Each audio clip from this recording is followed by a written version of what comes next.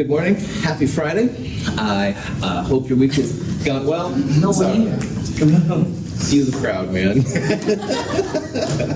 I appreciate all of you being here. I want to come here. Next Monday is class presentation day, and I sure am looking forward to your presentations. Should be really cool. Class presentations will be the only thing we'll do that day. We don't have a lab afterwards. We're not going to do problem set 4, quiz 4, stuff like that. So Monday, we'll give our presentations in 2501. There is a computer up there. It's a Windows computer. You can use PowerPoint and all that kind of jazz, Google Slides, whatever. If you're a Keynote user, I've had this more and more happen. Keynote is not a Windows thing, so you have to export your Keynote as a PowerPoint file. But outside of that, things have been going really well, and that'll be what we'll do. You'll also turn in your final paper, that titration of weak acids lab that we did last Monday. You'll have to questions, that kind of stuff. We're talking about solubility, all right? Solubility is really important to a chemist because people sometimes want to isolate bad chemicals, and the easiest way usually to do it is to make it a solid. You can then filter it out, or you can decant, which means to pour the liquid off gently so most of the solid stays in the solution. That's one thing you can do. Sometimes, though, you just want things to dissolve, all right? Because then you get rid of them easier, stuff like that. And all of that is possible through what's called the solubility product constant. KSP is what I'll call that most of the time for obvious reasons. KSP is another type of equilibrium constant. If you see a KSP, the solid is always the reactant, and the ions that go into it will be the products. So for this weird mercury thing, you would have Hg2Cl2 as your solid on the reactant side, and on the product side, remember this is a unit unto itself, so it's Hg2 and you'd have 2 chlorides. So because this is an equilibrium constant, it's still products divided by reactants as always. Nothing in the denominator because we have a solid there, and in the numerator you would have the ions, so it would be mercury 2 and you would have chloride ion squared. These Ks that we're going to see, the KSPs, are usually much less than 1.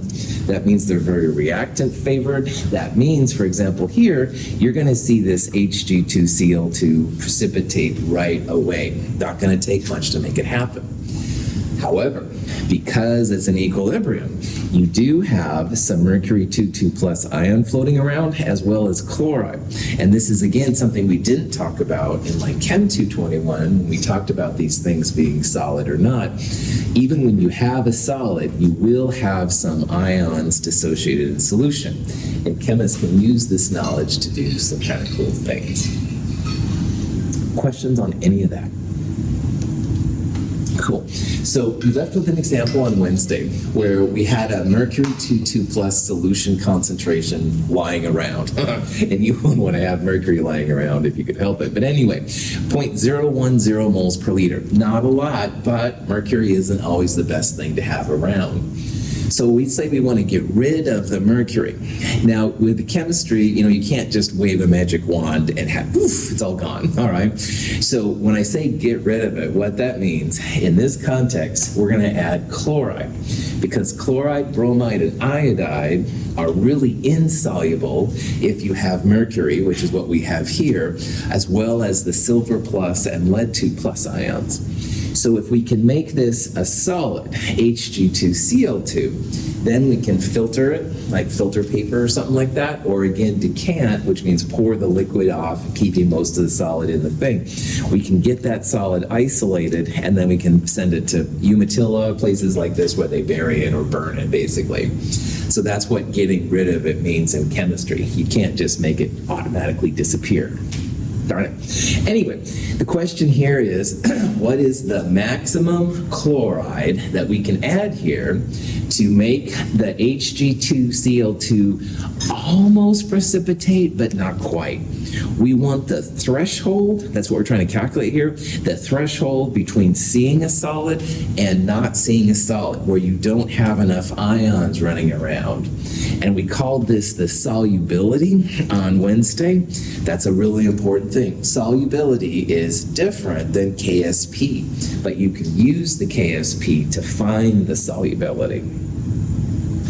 Cool. So in this problem, the math is actually pretty chill. We've got the KSP. We know what the mercury ion concentration is. So you essentially just want to solve for chloride here. And if you do that, 1.1 times 10 to the minus 8 is the answer. So again, how you got that is this number, the 10 to the minus 18th, you divide by the mercury. That equals chloride ions squared. And to get just chloride, you want to take the square root of that. So the number that pops out is really small because KSP is really small. The chloride ion concentration, 1.0 times 10 to the minus 8 moles per liter. And as we talked about on Wednesday, super small concentrations, all right? Like the lab we did on Monday, we were using 0.2 molar sodium hydroxide, stuff like that. That would be 10 to the minus 1, and this is 10 to the minus 8. So I make jokes once in a while about how you look at it in a solid form, because it doesn't take very much, right? Now, of course, you have to actually add some chloride to make it happen, but it's not going to be hard to get more than 1.0 times 10 to the minus 8 molar chloride. Again, chloride comes from sodium chloride, hydrochloric acid, potassium chloride, I mean, just about anywhere. So this is how much chloride we need to make the solid appear.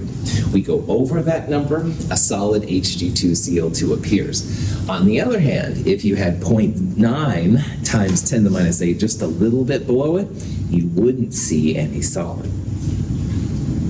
Any questions on that? All right, so we think, heck yeah, let's get rid of this mercury, i.e. make it precipitate and filter it out. So we're going to raise the chloride to 1 mole per liter. And again, that's not hard to do because chloride's in sodium chloride, hydrochloric acid, et cetera, et cetera. Now, the mercury was 0.010. As you start adding chloride, it's going to make by Le Chatelier's the reaction go to the reactant side, to the left. In the process, the mercury, which was this number, that's going to start going down big time. Because as you move to the left, it pulls the free mercury out to make the solid Hg2Cl2. So if we add 1 mole per liter chloride, we're blasting this equilibrium out with chloride, making it go to the left. And the question is, what's the new, value of the mercury 2,2 plus ion? And again, what you can do is go back to that KSP expression. KSP equals the mercury ion times the chloride ion squared. But in this problem now, we have the new chloride, 1 mole per liter. So it's like KSP divided by the chloride ion squared, and that number comes out to be 1.1 times 10 to the minus 18, but it's 1.1 times 10 to the minus 18 mole per liter mercury. So if you add 1 mole per liter chloride to this reaction, what we just said is that your mercury goes from 10 to the minus 2, which is what this number is, to 10 to the minus 18. And that's 16 powers of 10. So that's a pretty heavy drop in the mercury concentration. And the last thing we talked about, as I remember anyway, on Wednesday was how, man, we have dropped this mercury way, way, way, way, way, way down. But the question is, and this is something chemists always have to ask, is this a safe level of mercury? Like, would you drink a 10 to the minus 18th moles per liter mercury 2,2 plus? And there's no wrong answer here, but it's something I want you to consider. Chemists never get things to zero, all right? Maybe sodium metal and water, that would be no sodium metal or something like that. But boy, most things, there's always going to be a little bit of what you're trying to get rid of. And is this a safe level? And that's a question that you can now start thinking about. But again, the important part here is that chemists don't get rid of it. But man, we have lowered it 10 to the 16 powers. That seems pretty phenomenal to me. But it is something to keep in the mind as you go through this stuff. Questions? Okay, so here's a question you might see. We've got a strontium solution, and we want to get rid of the strontium, all right, for whatever reason. Now, strontium has a very small KSP. So does the small KSP mean it's going to be easy to make a solid or hard to make a solid? Easy, absolutely. Any K value that's less than 1 will be reactant favored, and that means you are going to have the solid running around. So it shouldn't be too hard to make strontium carbonate. So we're trying to figure out here the concentration of carbonate that's needed to make a solid, to make this strontium carbonate. And what you can do is that remember that anytime you see a KSP expression, the solid will be the reactant, and on the product side, you'll have the ions that go into it. So that will be strontium and carbonate. This would be a KSP equilibrium expression. And then from there, KSP itself is going to equal the strontium times the carbonate concentration. So if you look through this problem, we've got the KSP, we've got this number right there, 5.6 times 10 minus 10. Strontium goes right in here, so the only thing we don't have in this problem then is the carbonate. So if you want to find the carbonate, it's basically KSP divided by the strontium, 1.1 times 10 to the minus 8 is the number. And this is not a big amount of carbonate. It's not going to take a lot to make a solid, which makes sense because our K is so reactant favored, it's really small. Should be pretty chill. So if we add carbonate at 1.0 times 10 to the minus 8, just a little under it, no solid. But at 1.1 and higher is when you'll start to see a solid. And again, because this is so small, it's not going to take much to see a strontium carbonate precipitate. Questions? Now, when we talked about buffers, we talked about the common ion effect, and it does help here talking about what happens when you make a compound insoluble. If you want to get rid of a compound, you can absolutely do that, but there will be consequences, and we just need to think about it here as a chemistry perspective, what's going on. In this problem right here, we're starting with a silver acetate, silver 1 acetate. And you can see down here in the bottom, which is what this solid is right here, silver 1 acetate does make a solid. And we have alternating silver acetates, et cetera, some ions in solution, 100%, all right? Well, if we want to try and get rid of the acetate ion, one way to do that would be to add additional silver nitrate. So silver nitrate has silver ions and nitrate ions. Now nitrate, as we've seen, is honestly chemically pretty boring, doesn't do a lot. But the silver ions, we're adding extra silver. Silver is an ion that's common to the silver acetate. So you can see like over here, there were 1, 2, 3 acetates before we added the silver, and after added the silver, there's only 1 acetate. So if you really wanted to get rid of the acetate in this case, adding silver would be one way to do it. All right, there's less free acetate in the solution than there was before. But the one thing I want to bring up is that we can get rid of the acetate, you bet, but now we have another ion, nitrate, in its place. And probably nitrate is better than acetate, but it's a cost, all right? You have to, if you're going to get rid of one ion, you will introduce another ion, and hopefully that one is benign and all that stuff. So that's what we'll talk about here a little bit. I want you to think about what solubility means from a chemistry perspective, and that if you do end up making, say, more silver acetate to get rid of it, there is going to be something else kind of in its place. In the test tube is a solution containing lead ions. To this we add a solution containing chloride ions, and lead chloride precipitates. Solid lead chloride is in equilibrium with lead ions and chloride ions in solution.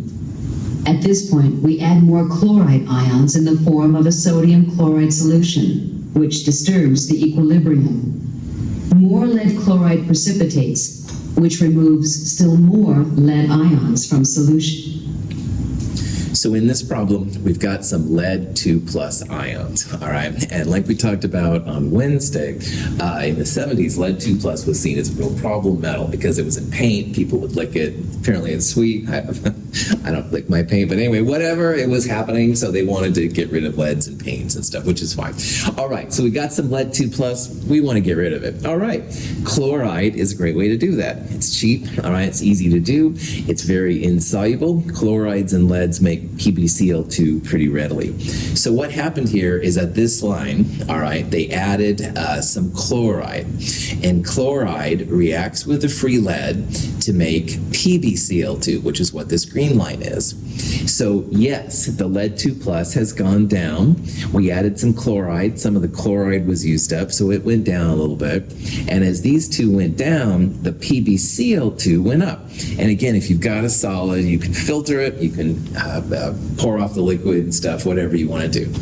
Oh man, still got too much lead though. Let's add more chloride. All right, cool, no problem. Yeah, lead goes way down. All right, chloride goes down a little bit, although it's higher than it was, as you can see, and we end up with more PbCl2. So if lead is a real bad element you want to get rid of, this is one way to do it, absolutely. But let's talk about what's happening here. All right, first of all, there wasn't really any chloride to begin with, and now we're going to have this much at the end. All right, and probably chloride is better, but it is something to consider. Also, you can't add just chloride by itself. It's going to come with something: sodium chloride, potassium chloride, hydrochloric acid. There's going to be some other ion inside here which isn't reacting, so it's going up, up, up, up, up. All right, in the process though, you can extract the PbCl2. That's how chemists usually get rid of things. They'll pull it out of solution in a different phase than the rest of it.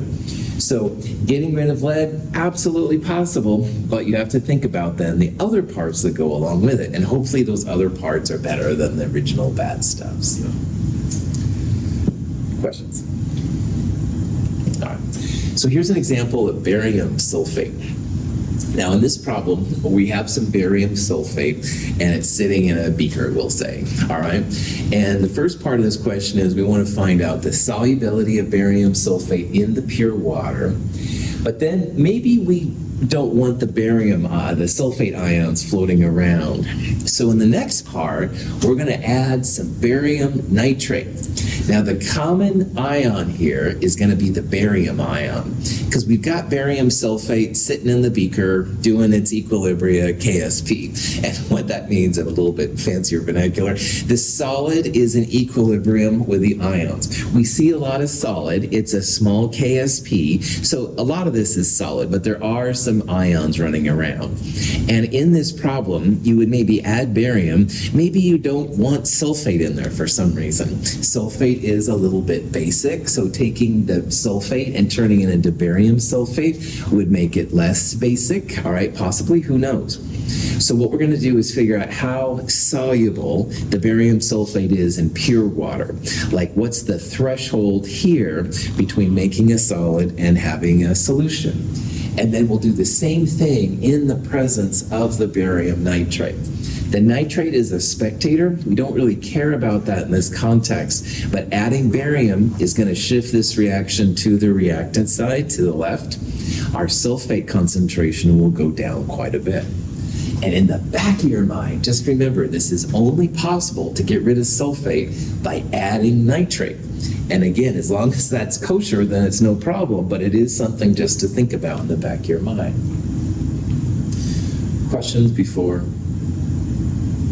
Okay, so good old barium sulfate just sitting there, all right, no problem. The solubility of these compounds is I usually call it just X, all right? We talked about X squared equals KSP, 4X cubed equals KSP on Wednesday, blah, blah, blah. In this context, we have one barium and one sulfate coming from one barium sulfate.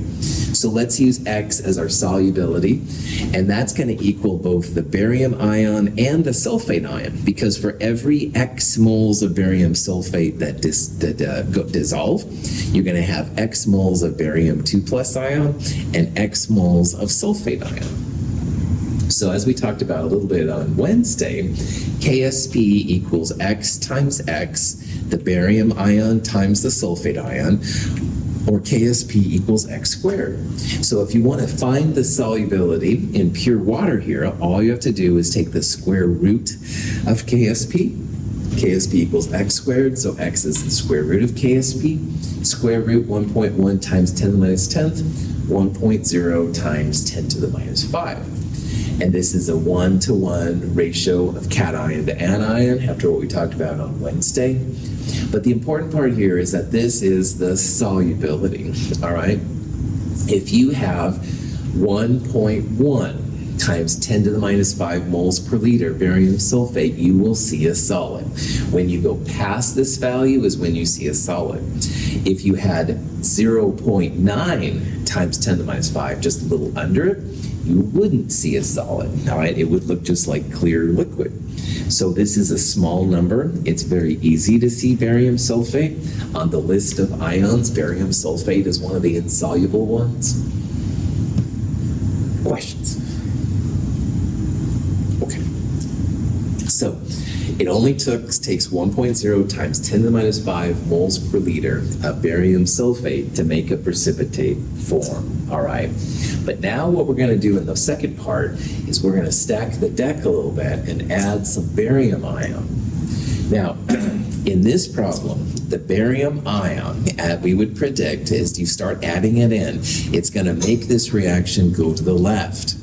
And if it goes to the left, you're going to have less barium sulfate breaking up.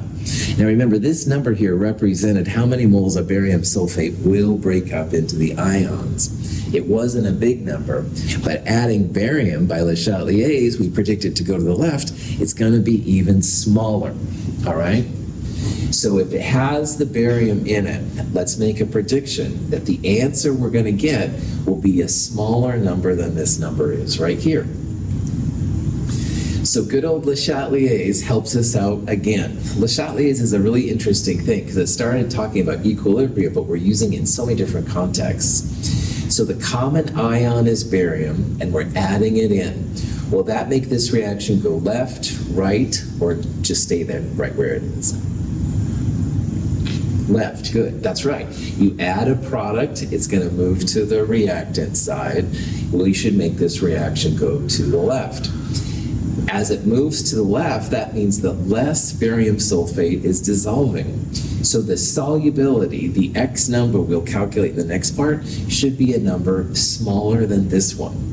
And these are the helpful things about Le Chatelier's. It kind of helps you make sense of the numbers you get out. Because at first the numbers are like, looking at the matrix or something, right? But hopefully thinking about Le Chatelier's and you say, oh yeah, okay, that kind of makes sense. So prop that back on maybe. Questions? All right, so when the barium is present, you can make an ice table.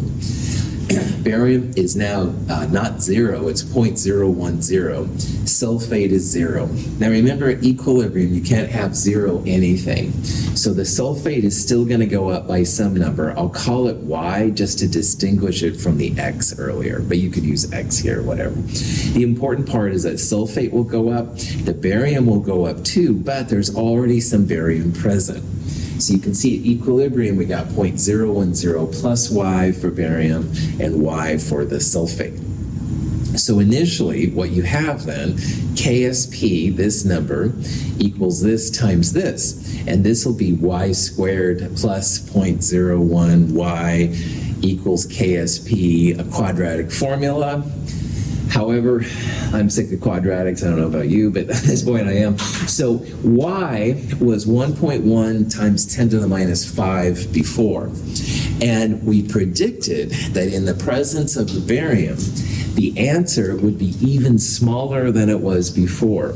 So if you have the solve button, go for it, all right? 1.1 10 to the minus 10 equals this plus Y times Y. Solve, you'll get 2 roots, whatever. However, honestly, this Y was small even to begin with, and it's going to be even smaller now. So let's take out the plus Y, making it KSP equals 0.010 times this Y, because this Y by sig figs will be like 0 compared to it. And that makes this problem a lot easier, because then KSP divided by 0.010 will equal our new solubility, 1.1 times 10 to the minus 8th. And if you look at this number and compare it to the number we had before, yeah, it's a lot smaller. And that tells chemists that you're going to have less barium sulfate breaking down to the ions in the presence of barium, all right? Which is what Le Chatelier's principle predicted. You add barium, it moves to the left, so less of this goes down. So, by adding barium, you end up lowering the amount of sulfate, which is what this number represents, relative to what it would be in pure water. And again, if you don't like sulfate for some reason, that's cool. But in making this possible, you have added nitrate to your system. And as long as that's okay chemically with what you're doing, cool for school. And finally, even though we've lowered the sulfate, it is not zero, all right? We lowered it from a 10 to the minus 5 to a 10 to the minus 8. That's 3 powers of 10. That's like 1,000 times less, all right? Which is cool, but it's not zero either. So these are the things that I want you to think about as a chemist if you go through solubility tests. Okay, so in this problem, in pure water, the barium sulfate, 1.0 times 10 to the minus 5. When the barium nitrate was added, barium is a common ion, and it lowered the solubility quite a bit, 10 to the minus 5 to 10 to the minus 8. 3 powers of 10 would be like 10 to the third 1,000. So it is a lot less. Le Chatelier's principle is still cool. Sulfate ion is less, but nitrate has been added. Sulfate is not zero. Keep that in the back of your mind. Questions?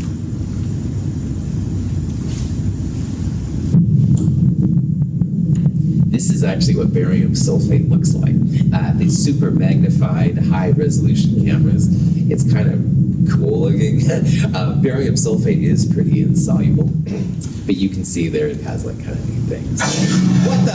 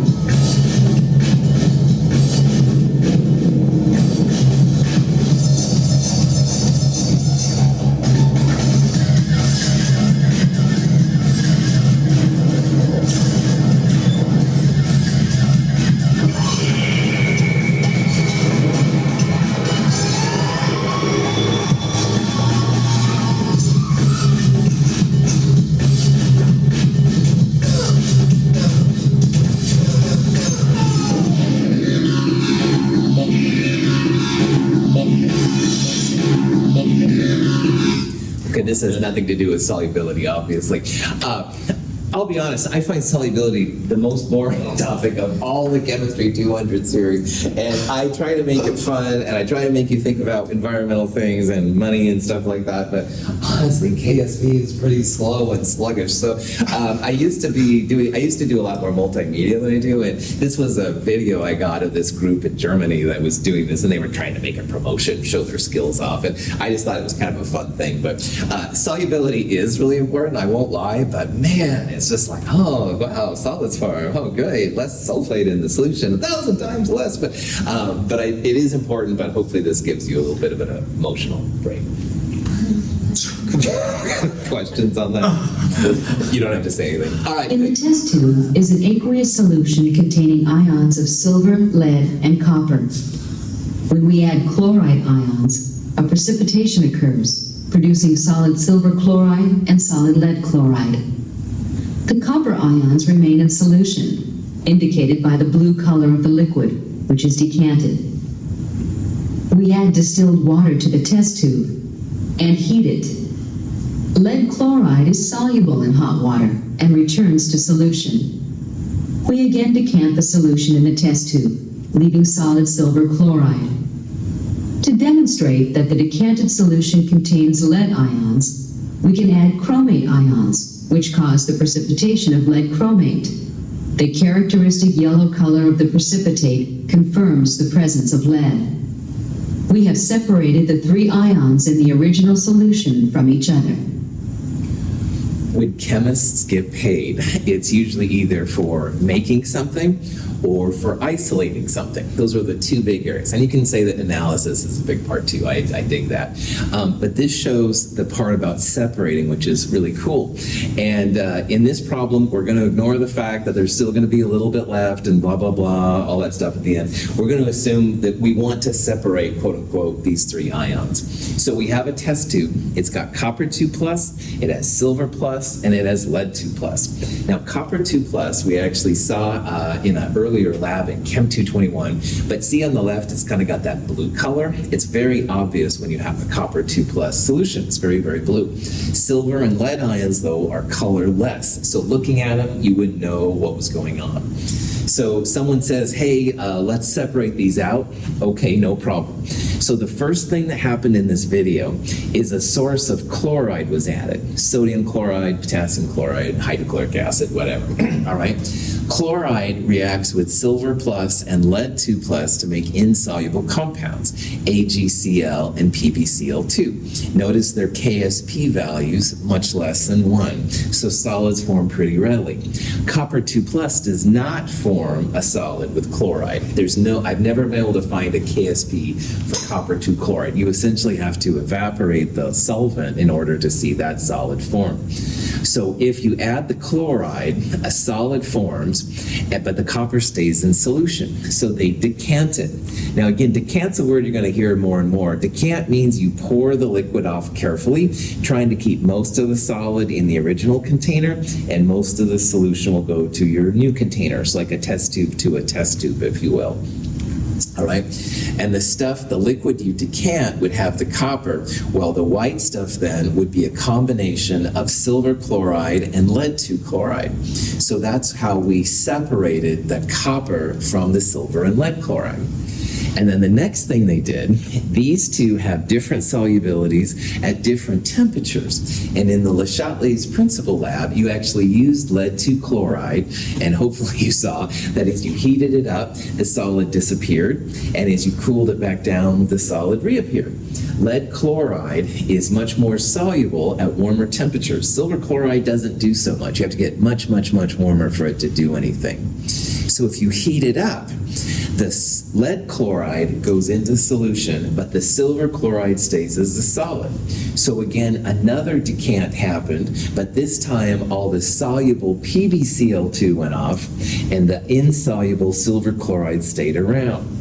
And then you've got a solution, and you're like, oh yeah, I'm sure it's lead 2 chloride, but do you really have lead 2 chloride? Are you sure? So one way that you can figure this out is to use a chromate.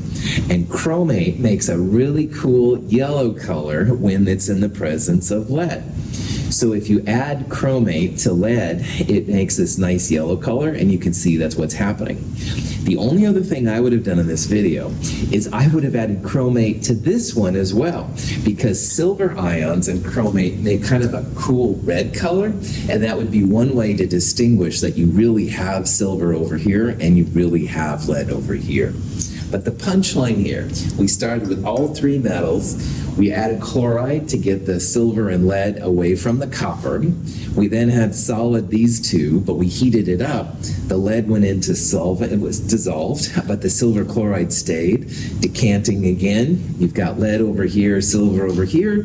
Chromate confirms that you have lead on that one. If it would have been red, you would have said, ooh, I got the silver over there. Again, I would have added the chromate here too to see the red color, but that's okay.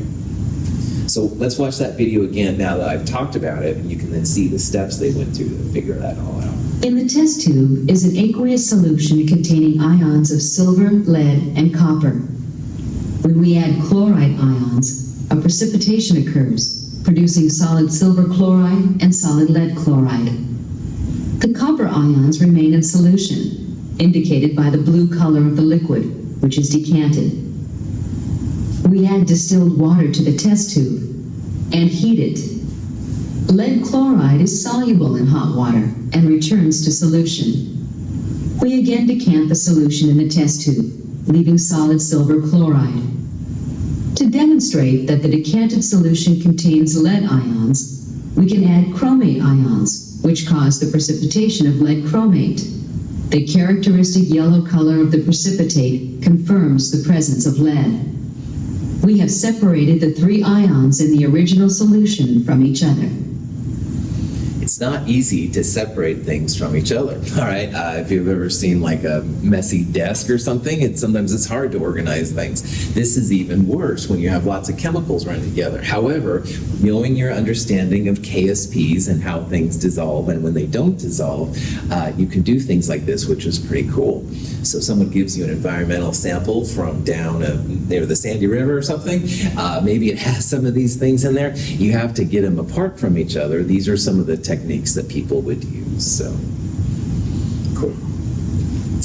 Here's a question that you will see in the future where you have 2 ions and you want to separate one from the other, all right? So in this example, you've got silver ions and lead ions, same concentration, and you want to get them away from each other, all right? And it can be done. It is kind of crazy, but what we're going to do is we're going to add in some chromate. Now, chromate with silver makes kind of a red-colored compound. Chromate with lead makes a yellow color, which you just saw. So in this question, it says, okay, here's the KSPs, same concentration of silver and lead. Which color will you see first? Will you see the Ag2CrO4 red color, or will you see the PbCrO4 yellow color? And we can do all of this based on KSPs in the initial concentration. So if you see a problem like this, go back to that KSP. And the KSP which exceeds it first will be the one that precipitates out. The smallest amount of chromate will be the first one to precipitate. So if it takes 0.01 versus 1, the 0.01 will make a solid first, and the 1 would be that. Now, punchline on problems like this. Smaller KSP, and 10 to the minus 14 is smaller than 10 to the minus 12. Smaller KSP is almost always going to be the one to precipitate out first, because this means that you don't need as much lead and chromate to see something happen. Most of the time, that's a pretty fair way to do these problems. However, of course, you'll be in the class one day where you'll have a tricky thing, so this is the formal way. You can actually calculate the chromate. All right, we've got the silver ion, which goes right there. You've got the lead ion, which goes right there.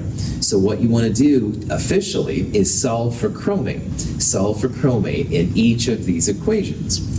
So for the silver 1 chromate, 9.0 times 10 to the minus 12 equals silver ion times chromate, and silver ion is 0.020. So you square it. This number right here, that's the amount of chromate that you need to see the red Ag2CrO4 precipitate out of solution, all right? And that's hardly a big number, all right? That's a really, really small amount of chromate. However, lead 2 chromate has its own KSP, and that equals lead times chromate. Well, we know that the lead is 0.020. So in this case, this number is even smaller, all right? 10 to the minus 13th. So in this case, if you start adding in chromate to this mixture of solution, it takes less chromate to make this precipitate. So we're going to see PbCrO4 precipitate. I'll sometimes say crash out of solution. That's informal for saying precipitate. It's going to be the first solid you're going to see. You're going to see the yellow color and not the red color. So Alana and I really want to separate these out, okay? We're only going to need this amount of chromate to make the yellow PbCrO4 precipitate, all right? Question? Okay. Here's a question about sulfite and sulfate. So instead of metals now, we're dealing with ions, but it's the same kind of thing. And the question is, we're slowly adding in small amounts of calcium nitrate. The calcium is the interesting part here because calcium with sulfite and calcium with sulfate makes insoluble compounds. K's less than 1 mean that a solid will precipitate. So the question is, which one precipitates first? Like I said, most of the time you can just look at the KSPs themselves, and smaller KSP usually is the one that precipitates out first. But if you want to do it the right way, you could actually solve for sulfite or for calcium. They're both are 0.10 and 0.30, so you plug those in. But big surprise, smaller KSP is the winner. Now, here's the ultimate way, all right? You would take whatever KSP you have and divide by the amount of sulfite or sulfate, depending on the problem you're looking at. This number, 1.3 times 10 to the minus 7th, is smaller than the other number, which is 10 to the minus 5. And the smaller number absolutely tells you which one will precipitate out first. So we're adding calcium in very, very small increments. Smaller KSP almost always means that this will be the first solid you see. But again, you don't have to add too much more to make the other one precipitate, so just kind of keep that in the back of your mind as well. Questions? All right. So we figured out earlier that, okay, no problem, the lead-2 chromate begins to precipitate out when it's at a pretty small number. But the second part of these kind of questions is, okay, we're going to raise now the chromate until it's just under the amount of chromate needed to make the other one precipitate. So in the last problem, it was going to take 2.3 times 10 to the minus 8th moles per liter chromate to make the silver chromate become a solid, all right? So let's say that we raise the chromate up to that level, just about where this one's going to make a solid. As we add chromate, though, chromate and lead will come together to make the solid. And in the process, the lead concentration is going to go down quite a bit. Because as you add a product, it shifts to the reactant side, where adding chromate makes more solid. That's going to make this number go down. So this is the second part of the question. It says how much lead remains when the silver ion has been added up, and so the chromate is at 2.3 times 10 to the minus 8th. Now, why this is important, all right, is Alana and I are trying to separate these. We calculated this number for the silver chromate, and we really want to get the lead away from the silver. So what Alana and I might do is have like a 2.2 times 10 to the minus 8th moles per liter solution, super dilute, but not enough to make the silver chromate precipitate. And as you do that, you're going to lower the lead quite a bit down from what it was, all right? So if you can do that, it's going to lower your lead a lot relative to the silver. Silver should still be 0.020 at that point. How much lead is left in solution is what this question is asking. Any questions? The math, once again, is not hard. It's the words, I find, which can be kind of confusing at this point. So earlier we calculated this number for the chromate for the more soluble one, the silver 2 chromate. And we essentially want to add that in to the KSP for the less soluble one. So in this next part, I'm going to take this number and put it right there in the lead chromate. I want to see how much less lead we have at this point. It was 0.020, and I'm hoping it's going to go down quite a bit at this next part. So if we raise the chromate to the point where the silver begins to precipitate, how much lead is left at that point? That's kind of what this thing is asking. Okay. So mathematically, what we're going to do, KSP for the lead chromate is 1.8 times 10 to the minus 14th. We've raised the chromate now to 2.3 times 10 to the minus 8. That's where the silver chromate begins to precipitate out. And if you do that, the number that you calculate, that's the lead that's left. So lead started at 0.020, and at this point, it's dropped to 7.8 times 10 to the minus 7th. So why this is cool for chemists, all right, is that you started with a solution that was 0.020 for both silver and lead. And if you go to 2.3 times 10 to the minus 8, then honestly, you should try for 2.2 times 10 to the minus 8, but let's say we can do it. If you go up to this point, your lead drops from 0.020 to 10 to the minus 7th, which is a pretty big change in powers of 10. It's not 0, but it's a lot less. Your silver is still 0.020 at this point. So you started with equal concentrations. Now you have a much smaller concentration of lead relative to silver. That's separation chemistry style going on. So, is the lead 0? No. That's right. Keep that in the back of your mind. All right. As technology gets better and better, they can detect like parts per trillion and crazy numbers like this. So maybe this is still too high. You have to do it again. But anyway, that's for another day, just another discussion. But in at least the bulk part, you've separated it out by many powers of 10. Questions? The last part of this chapter is on complex ions. Yeah, I agree with that. Stay personally. Yeah, oh man, summer, you're too far. I mean, prop that back on. Yes, it's the weekend. All right. Complex ions. Yes. All right. Shotley's principal lab. We saw the zinc 2 hydroxide disappear as you added more hydroxide, and that was really, really weird. It still is weird to me. And the same thing, you add ammonia to it, the zinc hydroxide disappeared. Well, the reason that it disappeared, as you maybe saw, was that complex ions were formed, and these crazy transition metals are great at forming complex ions. Those transition metals have lots of empty orbitals on them, and so this is going to be a time to review what's all happening there. Formation constants are just a way to measure equilibrium for Lewis acid-Lewis base interactions, all right? They get a special case of F, all right?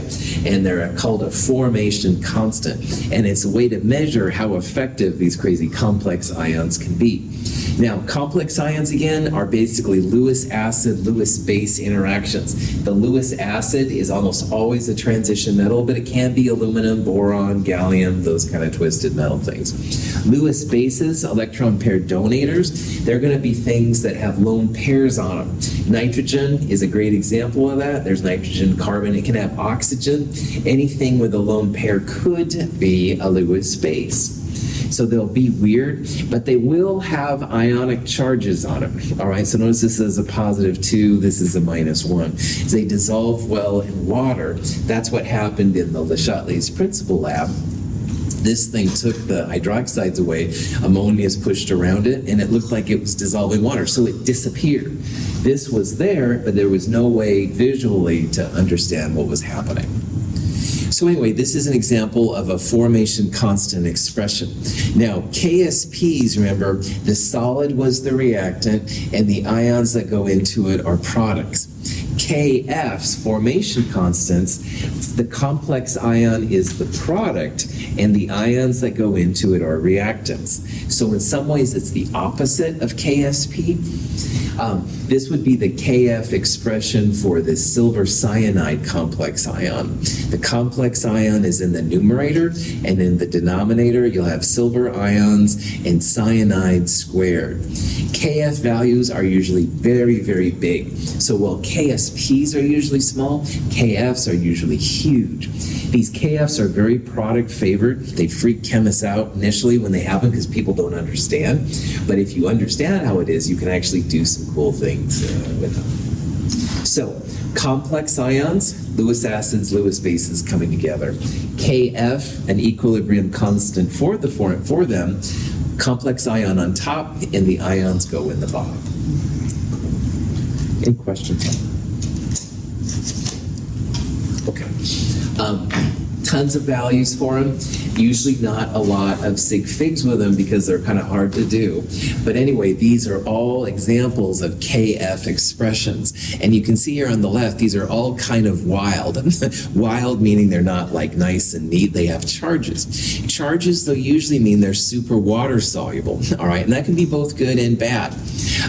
Complex ion expressions are usually net ionic reactions. So for example, this might be silver nitrate, and this might be sodium cyanide, but you're not seeing the sodiums and the nitrates because they're boring, all right? So you almost always write them as net ionic reactions, and you pull those spectators out. The complex ion is the product. The ions themselves, the individual ions, are reactants. We're going to look at this nickel one. I saw just this one right here in one of the labs we're going to do. It's a way to get rid of the nickel, get it to go into solution so you can do stuff to the other things. So there can be some real cool uses for them, but it definitely drove chemists crazy and stuff at first. Questions? Okay, we'll finish this up on Monday. Have a wonderful day. I'm looking forward to your class presentation.